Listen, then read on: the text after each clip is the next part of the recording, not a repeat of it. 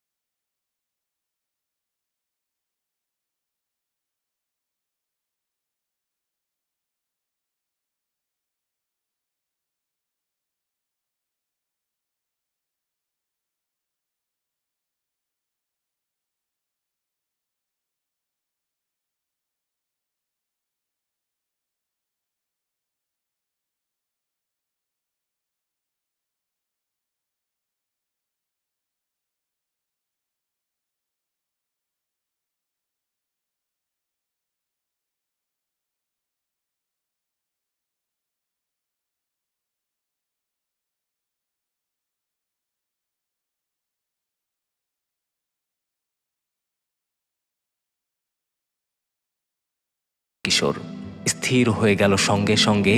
আবছা আলোয় দেখল লম্বা একটা মেয়ে তাকিয়ে আছে তাদের দিকে। পরনে 300 বছর আগের পোশাক, গলায় দড়ির ফাঁস লাগানো, দড়ির অন্য মাথা বুকের উপর দিয়ে ঝুলছে, আর নেমে এসেছে মাটিতে। অপলক চেয়ে আছে মুসা আর কিশোর। মেয়েটাও তাকিয়ে আছে দুই গোয়েন্দার দিকে। মুসা ধরেই নিয়েছে ওটা পেতাত্তা। বাড়ি ছিল ইংল্যান্ডে, ফাঁসি দিয়ে মরেছে ওই যার কথা বলেছিল হ্যারি প্রাইস। দীর্ঘ কয়েকটা মুহূর্ত নীরবতা কাটিয়ে কিশোর বলল, আমি বলা মাত্রই সরাসরি ওটার ওপর আলো ফেলবে, ঠিক আছে? ফেলো। মেয়েটা নড়ে উঠল, সঙ্গে চকচকে কোনো কিছু। একই সঙ্গে ঘুরে গেল দুটো টর্চ। কিন্তু কোথায় মেয়ে? একটা বড় আয়নার উপর আলো পড়েছে, আর সে আলোয় প্রতিফলিত হয়ে এসেছে দুজনের চোখে। আয় না, তার মানে আমাদের পিছনে রয়েছে মেয়েটা। মুসা বই করে ঘুরে পেছনে আলো ফেলল, কিন্তু কোনো মেয়েই নেই, শুধু দেয়াল। চলে গেছে, আমিও যাচ্ছি। এই ভূতের আড্ডায় আর আমি নেই। মুসা দাঁড়াও। সঙ্গীর হাত চেপে ধরল কিশোর। আয়নার দিকে চেয়েছিলাম আমরা, মেয়েটে নয়। চোখের ভুলও হতে পারে, বেশি তাড়াহুড়ো করে ফেলেছি। আরো সাবধান হওয়া উচিত ছিল আমাদের। ক্যামেরা তো তোমার কাঁধেই, ছবি তুললে না কেন? ইস, ভুলেই গিয়েছিলাম ক্যামেরাটার কথা। মনে থাকলেও অবশ্য লাভ হতো না। ছবি তো আর ওঠে না ভূতের, ওরা তো অশরীরী, আর অশরীরীর প্রতিবিম্ব হয় না। মানে দাঁড়াচ্ছে সে অশরীরী না, আয়নার ভেতরে ছিল। তাই বা বিশ্বাস করি কি করে? আয়না ভূতের কথা তো কখনো শুনিনি। ইস, আবার যদি দেখা দিত মেয়েটা। দেখা না দিলেই ভালো। আর দাঁড়িয়ে থেকে লাভ কি হবে? কি দেখবে? টেরর ক্যাসেলে ভূত আছে, এটা তো প্রমাণই হয়ে গেল। চলো ফিরে গিয়ে সব জানাই মিস্টার ক্রিস্টোফারকে। আরে এক্ষুনি ফিরে যাওয়ার কি আছে? মাত্র তো এলাম, আরো অনেক কিছু জানার আছে। নীলভূতকে না দেখে যাব না আজকে। ছবি আমি তুলবই ওটার। কিশোর ভয় পাচ্ছে না, সে এত ঘাবড়াচ্ছে কেন? নিজেকে তারপর কিশোর কাঁধ ঝাঁকিয়ে বলল, ঠিক আছে, আচ্ছা এক কাজ করলেই তো পারি। এ ঘর থেকে আমরা কিন্তু চিহ্ন রেখে যেতে পারি আমাদের। ঠিক বলেছ। হলো কি আমার, সব খালি ভুলে যাচ্ছি। খোলা জানালাটার কাছে এগিয়ে গেল কিশোর। এটা দিয়েই ঢুকেছিল ওরা। পাল্লায় বড় করে একটা প্রশ্নবোধক চিহ্ন আঁকল, ডাইনিং টেবিলে আঁকলো একটা, তারপর গিয়ে দাঁড়ালো আয়নার সামনে প্রশ্নবোধক আঁকার জন্য। আমরা যে এই ঘরে ছিলাম এখন জানতে পারবে হ্যানসন আর রবিন। আমরা আর ফিরে না গেলে তখন তো। জবাব দিল না কিশোর। আয়নায় প্রশ্নবোধক আঁকার চেষ্টা করলো। প্রথমবারে চকের দাগ ঠিক মতো বসল না, দ্বিতীয়বার জোরে চাপ দিতেই আটকে গেল। সঙ্গে সঙ্গে ঘটল অদ্ভুত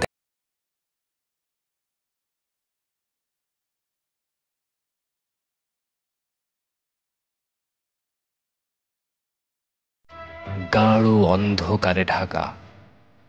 অবাক চোখে অন্ধকার প্যাসেজের দিকে তাকিয়ে আছে দুই গোয়েন্দা। আয়নার পেছনে লুকানো। ভেতরে ঢুকবো, দেখবো কি আছে। মুসার প্রতিবাদ করার আগেই প্যাসেজে পা রাখল কিশোর।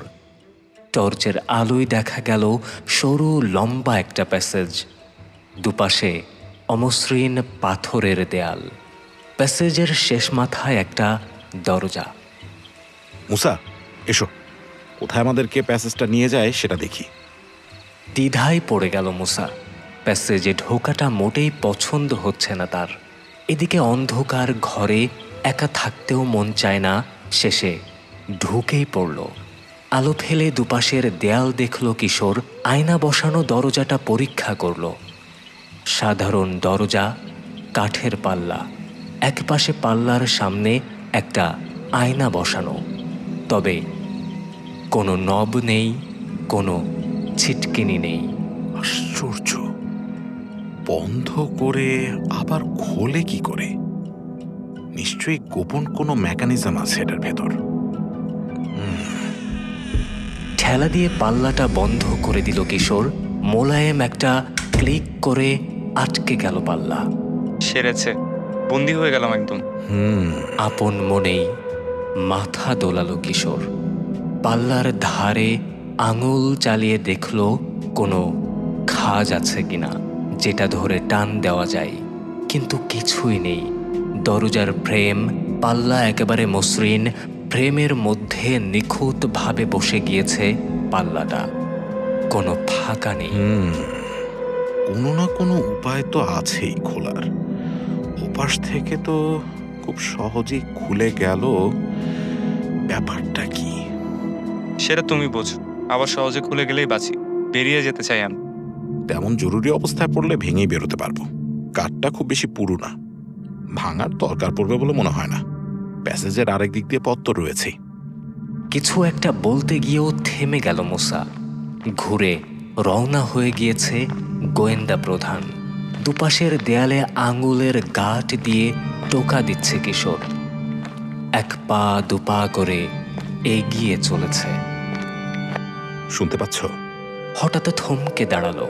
দাঁড়িয়ে পড়ল মুসাও, কান পাতল। অর্গান বাজছে। বহুদূর থেকে ভেসে আসছে যেন শব্দটা। প্রচণ্ড কাঁপা কাঁপা, সেই সঙ্গে মিশেছে তীক্ষ্ণ ক্যাচকোচ আর চাপা চিৎকার। এর আগের বার যেমন শুনেছিল মুসা, ঠিক তেমনই, কোনো পরিবর্তন নেই। নীল ভূত অর্গান বাজাচ্ছে। একদিকের দেয়ালে কান চেপে ধরল কিশোর। এভাবে রইল দীর্ঘ 1 সেকেন্ড। তারপর সরে এসে কিশোর বলল, যেন দেয়াল ভেদ করে আওয়াজটা আসছে। মানে কি? দেয়ালের ঠিক ওপাশেই আছে অর্গানটা। আমার তাই ধারণা, যে করেই হোক আজ ওর ছবি তুলবই। সম্ভব হলে কথাও বলবো। কথা বলবে? যদি ধরতে পারি তো। আমরা ধরার আগেই যদি আমাদেরকে ধরে ঘাড় মুটকে দেয়? সে ভয় কম। এ পর্যন্ত কারো কোনো ক্ষতি করেনি ওটা, সেটা রেকর্ডে নেই। এর ওপর অনেকখানি নির্ভর করছি আমি। বাসায় বিছানায় শুয়ে শুয়ে ঘুরিয়ে ফিরিয়ে অনেকভাবে চিন্তা করেছি। তখন একটা ধারণা জন্মেছে মনে, সেটা পরীক্ষা করে দেখব আজ। আর খানিক পরেই জানবো ধারণাটা ঠিক কিনা। যদি ভুল হয়, হঠাৎ যদি আজ ঠিক করে ভূতটা তার দলের লোক বাড়াবে, তাহলে তখন মেনে নেব ভুল করেছি। কিশোর, আমার কেমন যেন লাগছে। আমারও, কিন্তু চলো পালাই। দুজনে ছুটে গিয়ে ধাক্কা দিলে ভেঙে যাবে পাল্লা। লাগাবো ছুট? না, অস্বস্তি, ভয় কিংবা আতঙ্ক কিন্তু কারো কোনো ক্ষতি করে না। এগুলো এক ধরনের অনুভূতি। আতঙ্কিত হয়ে উল্টোপাল্টা কিছু করে না বসলে তোমার কোনো ক্ষতি হবে না। জবাবে কিছু একটা বলতে গিয়েও থেমে গেল মুসা। অদ্ভুত এক পরিবর্তন ঘটেছে প্যাসেজে। বাজনার শব্দ আর নিজেদের কথাবার্তায় মগ্ন থাকায় এতক্ষণ খেয়াল করেনি ব্যাপারটা। কুয়াশা, আজব এক ধরনের ধোঁয়াটে কুয়াশার উদয় হয়েছে হঠাৎ।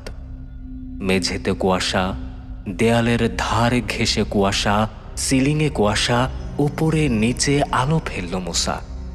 উজ্জ্বল আলোয় দেখা গেল পাক খাচ্ছে।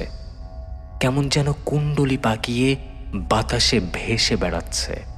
কোথা থেকে এসেছে ঠিক বোঝা গেল না, তবে বেড়েই চলেছে ধীরে ধীরে।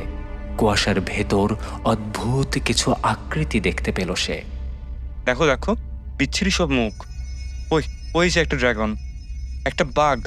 ওরে বাপরে বাপ, ভয়ানক এক জলদস্যু। থামো, আমিও দেখতে পাচ্ছি ওসব।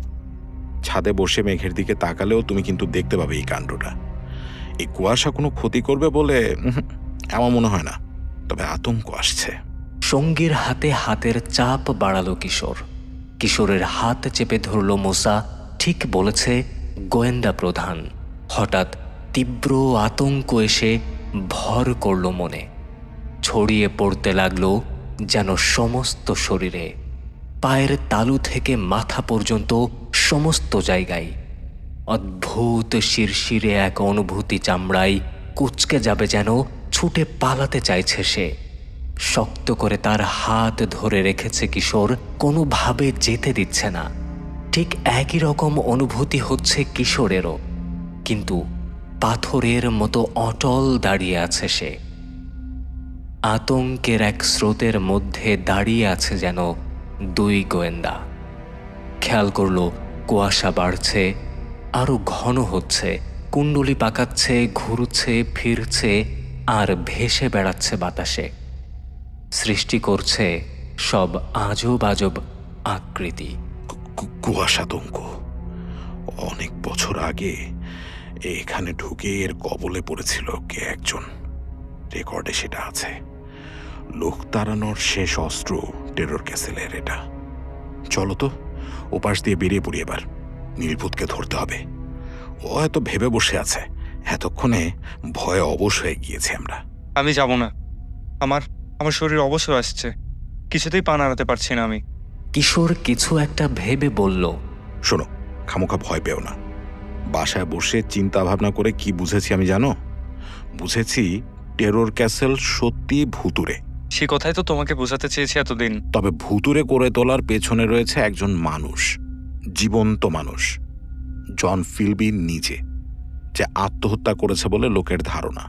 বলো কি? এতই অবাক হয়েছে মুসা, আতঙ্ক ভুলে গিয়েছে। ঠিকই বলছি, ভূত সেজে এতগুলো বছর বাস করে আসছে টেরর ক্যাসেলে, লোককে ভয় দেখিয়ে তাড়িয়েছে। কিন্তু তা কি করে হয়? আমরাও কয়েকবার ঢুকলাম ক্যাসেলে, কখনো তার দেখা পাইনি।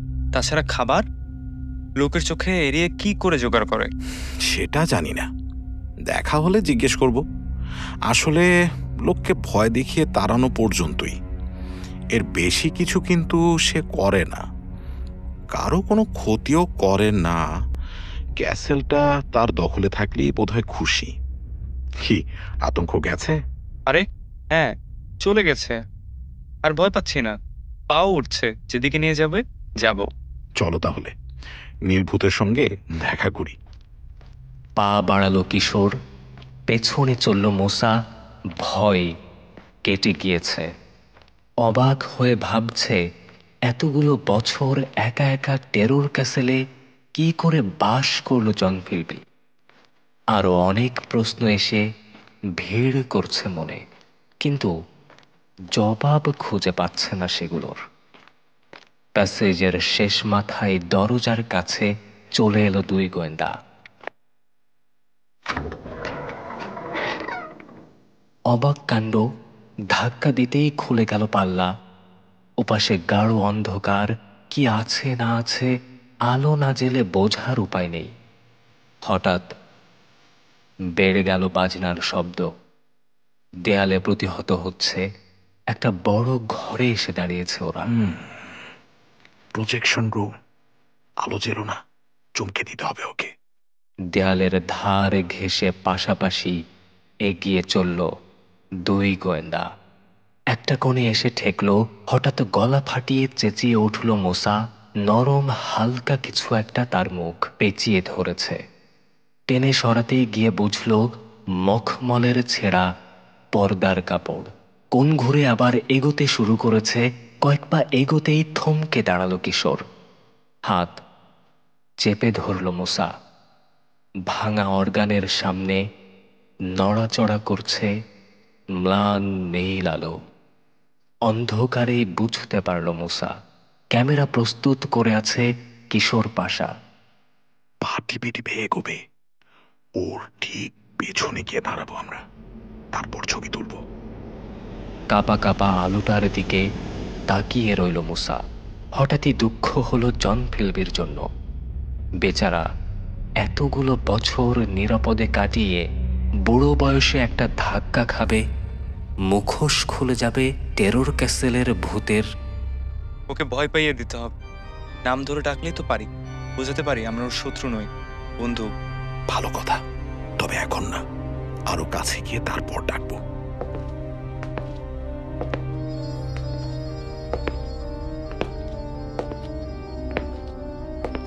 মিস্টার ফিলবি, মিস্টার ফিলবি, আমরা আপনার সঙ্গে কথা বলতে চাই, বন্ধু। কিন্তু কিছুই ঘটল না। বেজেই চলল অর্গান, কাঁপতে থাকলো নীল আলো। আরো কয়েক পা এগিয়ে আবার ডাকলো কিশোর। মিস্টার ফিলবি, আমি কিশোর পাশা, আমার সঙ্গে মুসা আমান। আপনার সঙ্গে শুধু কথাই বলতে চাই আমরা। থেমে গেল বাজনা। জোরে কেঁপে উঠল একবার আলো, তারপর চলতে শুরু করলো। ধীরে ধীরে উঠে যাচ্ছে উপরের দিকে, ছাদের কাছে গিয়ে ঝুলে রইল। আলোটার দিকে তাকিয়ে আছে কিশোর আর মুসা। এই সময় টের পেল কেউ একজন এসে দাঁড়িয়েছে তাদের পেছনে। ওরা কিছু বুঝে ওঠার আগেই ঘটল অদ্ভুত এক ঘটনা। ক্যামেরা হাতেই ধরা রইল কিশোর। জ্বলে উঠল মুসার হাতের টর্চ, জালে আটকা পড়ে গেল দুজনেই। মাথার উপর থেকে নেমে এসেছে জাল। এতটাই আচমকা, কিছু করবারই সুযোগ পেল না দুই গোয়েন্দা। কাছেই দাঁড়িয়ে আছে দুজন আরব। ছুটতে গেল মুসা, জালের খোপে পা বেঁধে হুমড়ি খেয়ে পড়ে গেল কার্পেটে ঢাকা মেঝেতে।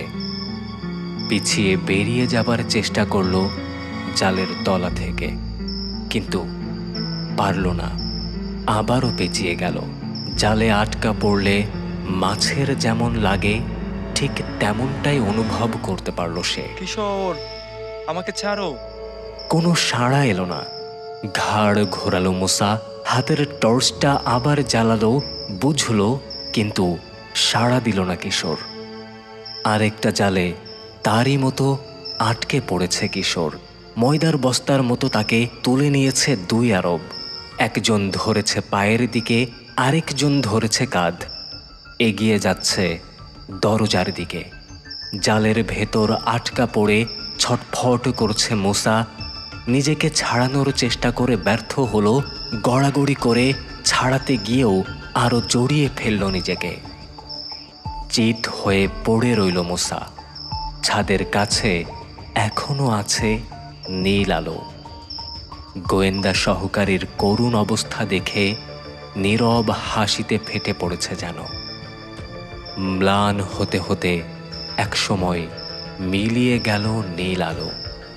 গাঢ় অন্ধকার চেপে ধরল যেন মুসাকে। নিজেকে ছাড়ানোর চেষ্টা করলো সে আরেকবার, কিন্তু পারল না।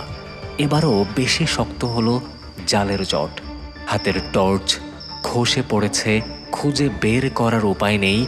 বুড়ো এক অভিনেতাকে ধরতে এসে নিজেরাই ধরা পড়ে গিয়েছে।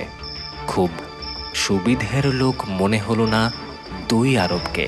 ওরাও তাদের জন্য অপেক্ষা করছিল অন্ধকারে। হ্যানসন আর রবিনের কথা ভাবল মুসা। গিরিপথের বাঁকের ওপাশে অপেক্ষা করছে ওরা। ওদের সঙ্গে কি আর কখনো দেখা হবে না? আর কোনোদিন কি বাড়ি ফিরতে পারবে না সে?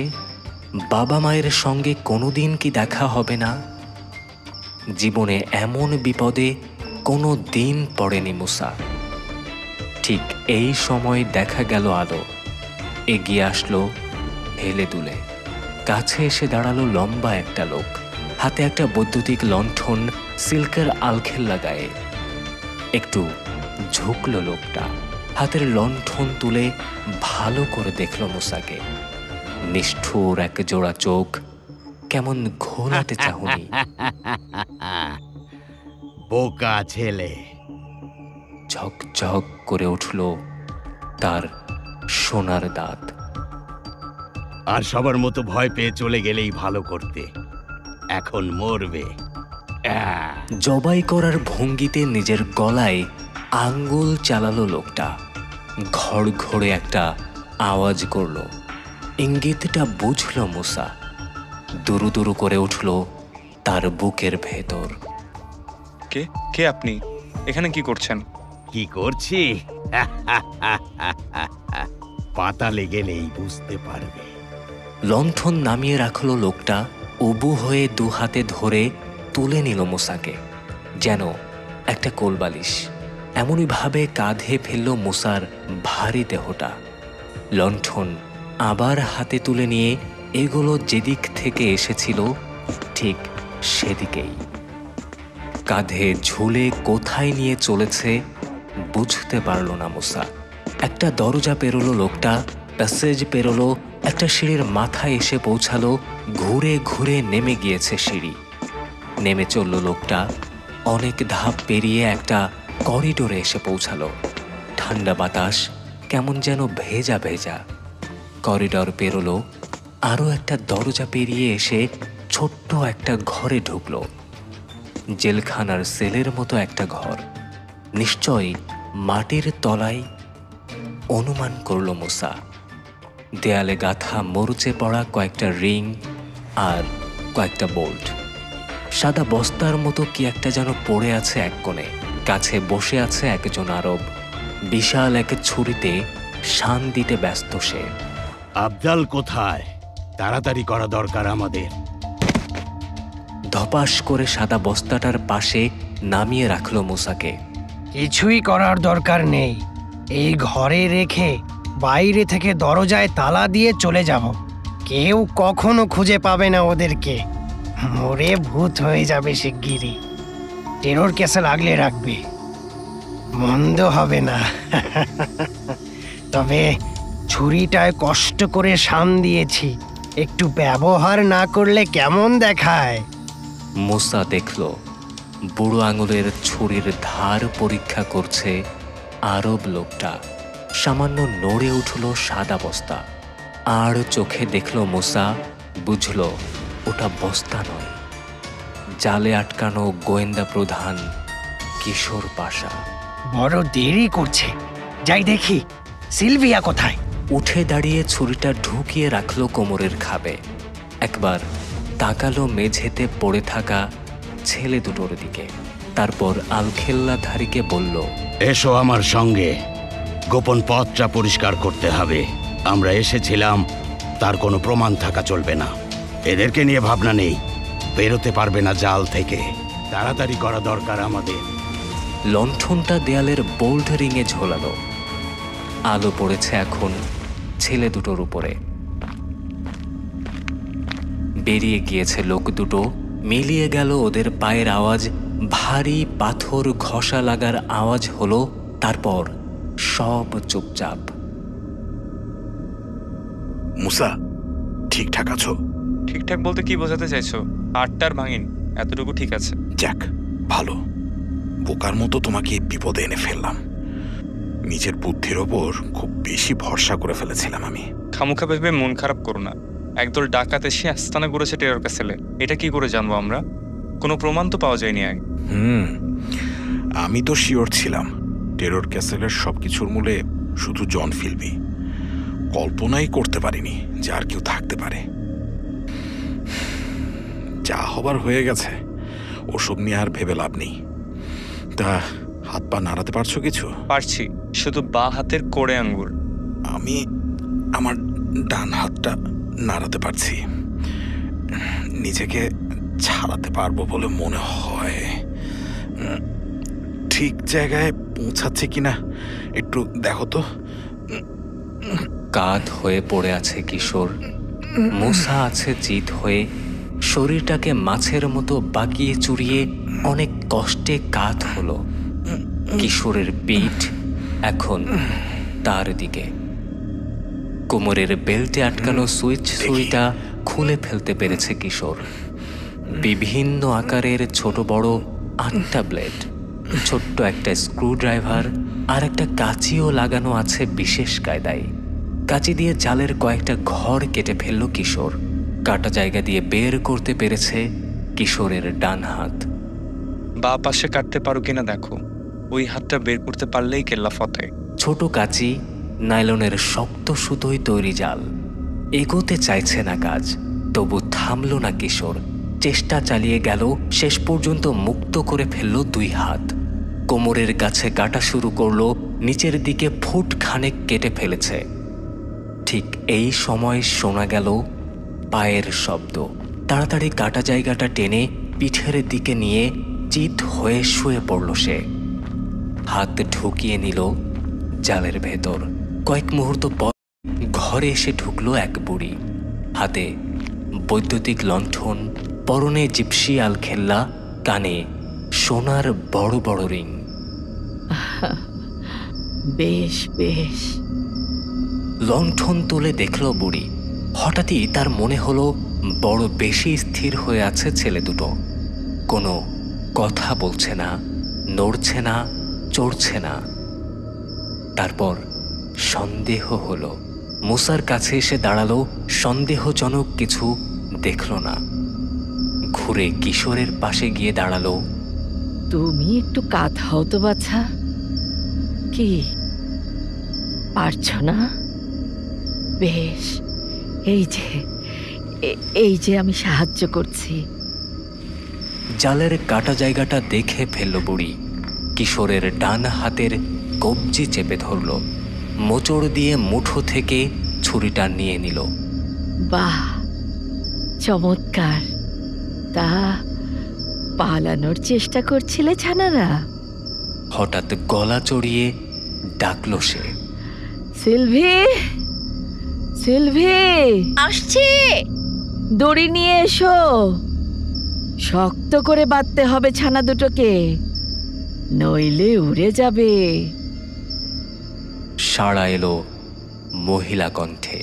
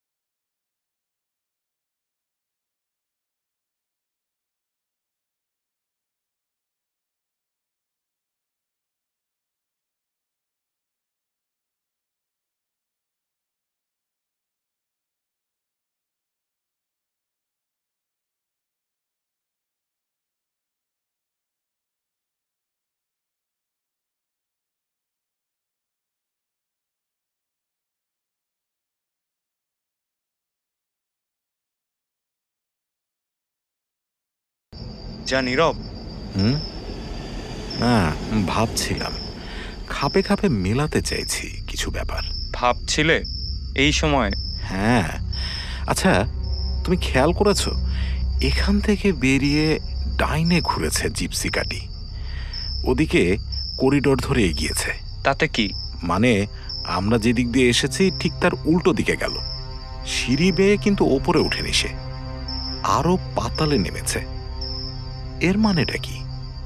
মাটির তলা দিয়ে বেরোনোর কোনো গোপন পথ আছে, কিংবা গোপন সুড়ঙ্গ? ওই পথে বেরোলে কিন্তু কোনো লোকের চোখে পড়বে না। কিশোরের মাথা ঠান্ডা রাখার ক্ষমতা দেখে অবাক না হয়ে পারল না মুসা। পাতালের এই সেলে এই বিপদে থেকেও ঠিক খাটিয়ে নিচ্ছে মগজের ধূসর কোষগুলোকে। অনেক কিছুই তো ভাবছো, এখান থেকে কি করে বেরোনো যায় এমন কিছু ভেবেছো?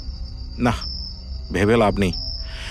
পরিষ্কার বুঝতে পারছি বাইরের সাহায্য ছাড়া এখান থেকে বেরোনোর কোনো উপায় নেই আমাদের।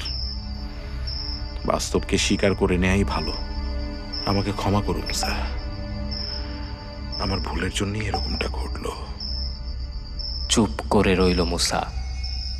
বলার কিছু নেই। কি বলবে? ঘুটঘুটে অন্ধকার, অখণ্ড নীরবতা। কাছেই কোথাও হুটোপুটি করছে একটা ইঁদুর। শোনা যাচ্ছে তার শব্দ, আর একটা একঘেয়ে শব্দ কানে আসছে। সময় নিয়ে খুব আস্তে আস্তে পড়ছে পানির ফোঁটা। এটা তারই শব্দ।